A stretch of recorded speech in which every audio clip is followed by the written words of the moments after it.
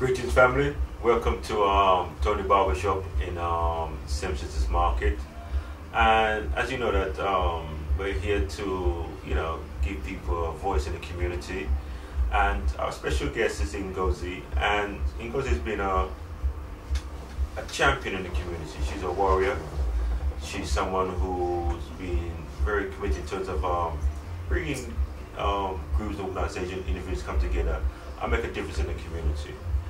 And our focus today is to bring Ncosy here and to bring our message to our people in the community. And she's doing tremendous thing, and we don't really have time to really go into our business right now, to our CV. We'll be here for another hour and we're only scratching the surface. Ncosy, the first thing to ask, how are you, my sister? Fine, thank you for that introduction. Yeah? Thank you. Give it to us. Well, Ncosy, the first thing to ask you, my sister, just give a little background about yourself, because even though I've only known you for the last probably about a year. Yeah. I know you're doing tremendous work in the community, right? But people might be seeing for the first time. Just a little background about yourself and how you reached this point here now. Oh wow. Well, my career started in housing. Okay. And then it branched onto care management. Mm-hmm. So I was always involved in the community in some way, and I felt that there was something I could do, Mm-hmm. but I wasn't sure what. So I was kind of guided by the Creator. I said, look, Right. I need to know where I'm going, because I don't know where I'm going, Mm-hmm. but I know it's within the community. So I remember the care management job that I had. I was actually applying for an area management position, and what happened was that my branch manager was always giving me the job bulletins, and I was applying, but I wasn't getting anywhere. Mm-hmm. So one day I thought, let me just check my record in the cabinet, see what's going on there, because I know I've got the skills. Mm-hmm. So when I checked the cabinet, I see that she put she's not suitable for area management because she has a daughter. Is that so? Yeah. And I was like, oh my goodness! So I just quit. I quit straight away. I thought, no, I can't be doing that. I can't do that kind of nonsense. Yeah, right? yeah. And then I kind of spent time with my daughter at home, Mm-hmm. and just trying to really find out where I was. I was doing the odd, temping now and again, but still, my heart was in the community. I didn't know where I wanted. But then one day I said, I want to do an event. That's what I want to do. I want to do an event so I can bring the community together. Because I found that at one point I was trying to find a resource. I was trying to find something in the community. I couldn't find it. Didn't know where to go. I checked out the Black directory. I couldn't find it. This is something that I wanted to find. I couldn't find it. Mm-hmm. Asking around, and they said, well, we don't. There's no one who's creative in the community. Where are you going to go? And it was really frustrating me. So I thought, no, I need to set up an event. And funny enough, when I said this to myself, I think I said it openly as well. Mm-hmm. And the librarian was there, Jackie was there, and the Roya from North London business. Yeah, she's from HC did from Haringey. No, Roya. Yeah, I know Roya. She does a mentoring. Yeah, that's mentoring. She does business mentoring and Yeah, stuff. yeah. So What's that organisation though? Wasn't it? I think it's North London Business. North London Business. Okay. Yeah. Okay. So I said it aloud. I think I need to do an event. So Jackie said, "Why don't you do an event?" And I said, "Yes, I'll sponsor you." And I thought, "Wow, this is fantastic, great." So I did my first event last year, and that was about business, business in the community and moving on. And funny enough, I actually did it during Black History Month. Okay. Because another thing with me, I thought, well, I was tired of seeing the same old Black History Month, the same old face painting and Zulu warriors. I was so tired of seeing the same thing. So I thought, let's do something different. Yeah. Let's do something where we're moving on a little bit. I mean, yes, we can embrace our history, but we can still move on as well. So I did my first event last year, which was quite successful, and you were part of it as well. And it went on from there. Okay. And because it's quite interesting, because it's like it's something you're owning inside of you, that you want to do something, and basically, it's like when someone's pregnant, isn't it? Yeah. You know what I mean? Yeah. Yeah. I just want to deliver something that. Yeah.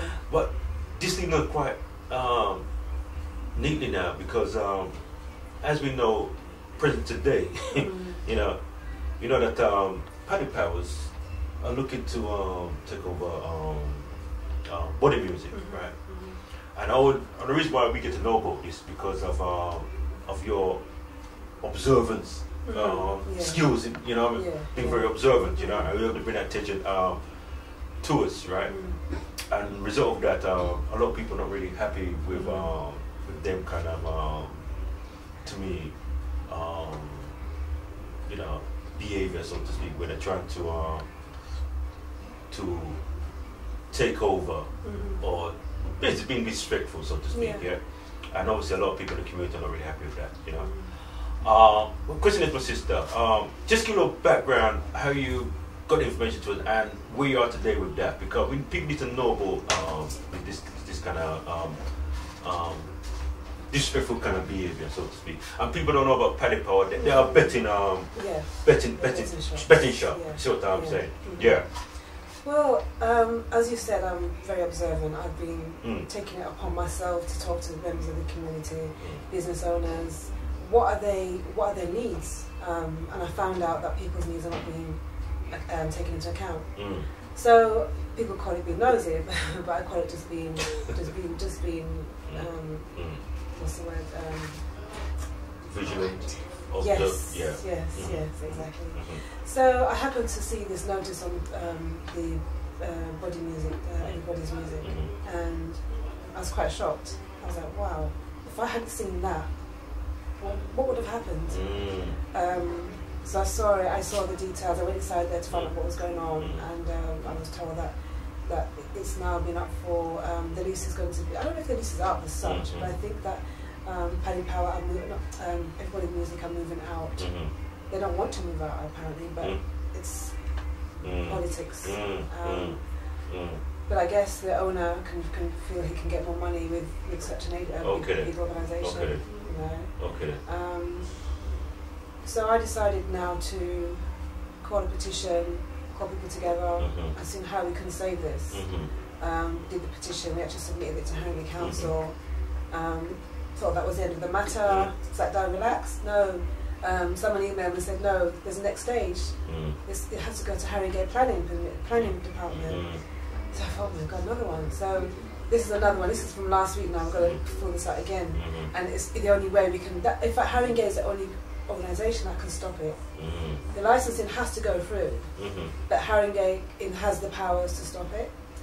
Depending on if there's, I mean, I think they want about 300 people on the petition. I've heard. I mean, I don't know.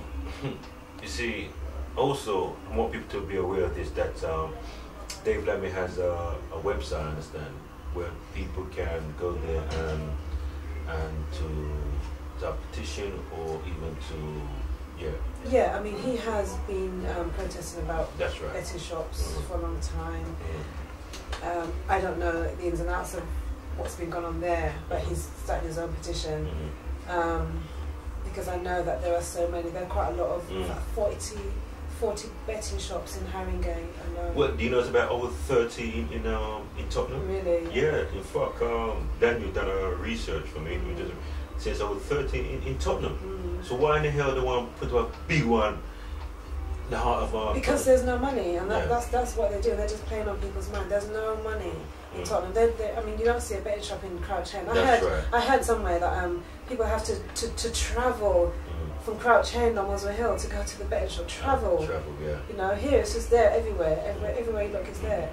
So they only put it where there's no money. You know, a deprived area, so they call it. Right. You know, so there's no money. Right. So I mean, we want people to know that, I mean, that, you know, we're not really happy with the idea of having a betting shop on the corner of Same Sisters on West Green Road there where body music is. We're not happy with that about that time, and we're gonna fight, you know, to the end to make sure that doesn't happen. You know, so we want everybody be clear about that. But sister, your organization, right? I wonder, can you give us some